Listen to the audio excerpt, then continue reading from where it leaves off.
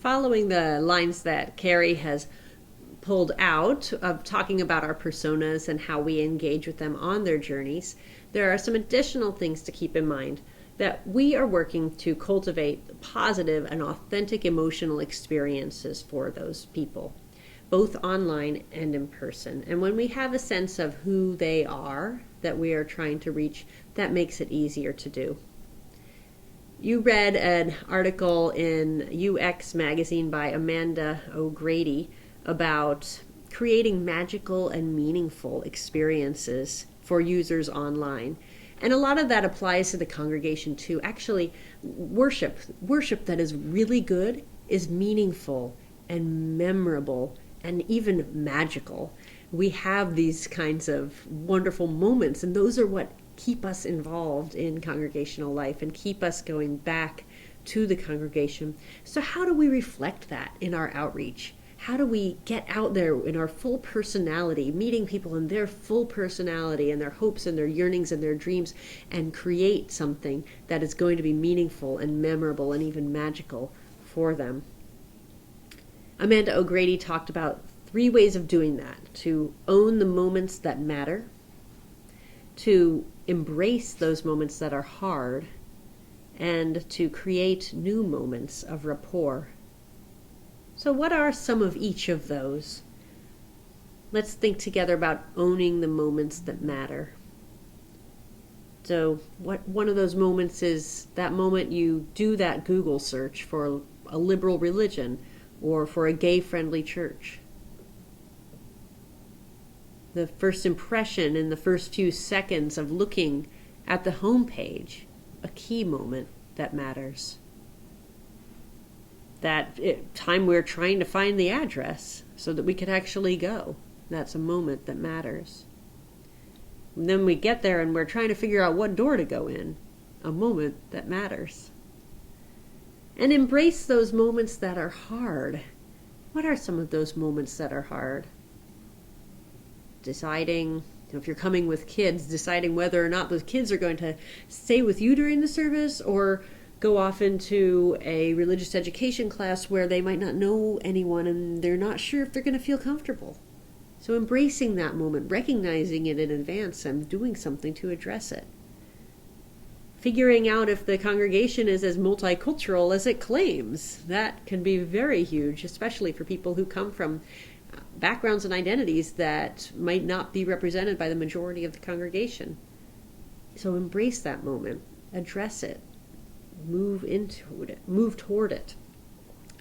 Or maybe there's the hard moment of navigating through your awkward building. Maybe you've inherited an ancient building that is just a little funky, and it takes some knowing and some doing to get around and figure out where the bathroom is. Embrace that moment. Or that awkward moment of standing and saying, who do I talk to after the service? What do I do? Embrace that moment that is hard. It's part of empathizing with the people that you are trying to reach, empathizing with the people who take that risk and walk through your doors.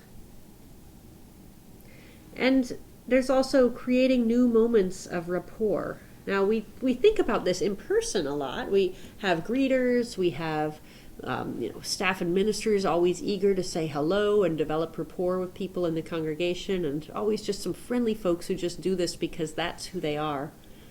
But what are some of these ways that we can create this kind of rapport intentionally? What are some ways that we can create that rapport online? We can show emotionally evocative images and videos that show the personality of the people and the congregation. People that others can relate to, can feel rapport with, can look into the eyes of and say, wow, this looks like a people I could be among.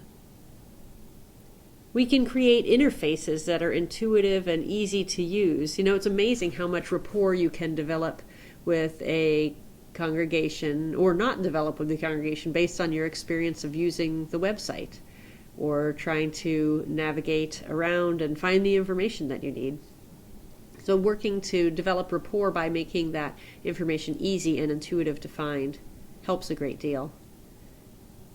We can also look at our personas carefully. The worksheet that we're providing has an opportunity to look at what are their values, what are their fears, what would be your pitch to them, to their personality, your custom pitch, and put those out there in different forms that people can gravitate toward, connect with, and have rapport with by reading them, by clicking like, by seeing that shareable image, whatever it is.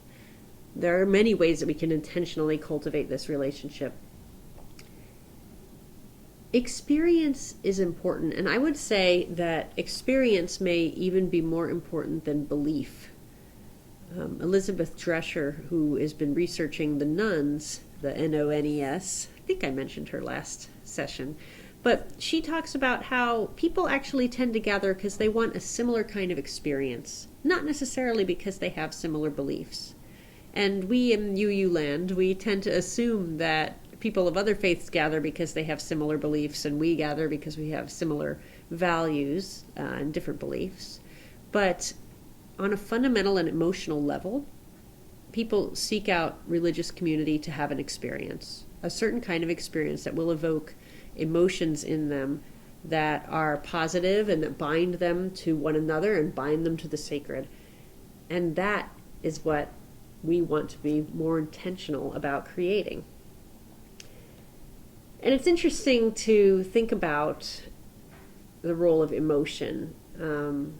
It's a neurological phenomenon that if an experience is emotionally charged, if it's positively or negatively emotionally charged, it will stay in our memory longer than an emotionally neutral experience.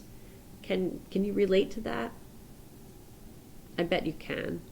The worship services that I remember are the ones that just felt incredibly moving and touched me on this deep level, and I felt so emotional in like this transcended, connected way, or felt deeply sad or righteous anger or amazing joy.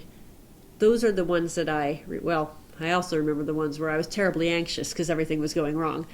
So we remember those experiences that have the positive or the negative emotions infused with them. And so if we are focusing just on information on our website, then, and not focusing on the emotions that we're cultivating, then we're missing an opportunity. We're providing an emotionally neutral context that is less likely to be memorable and form a distinct impression on someone that makes them want to affiliate with us. Aaron Walter writes in the book Designing for Emotion, "People will forgive shortcomings, follow your lead, and sing your praises if you reward them with positive emotion."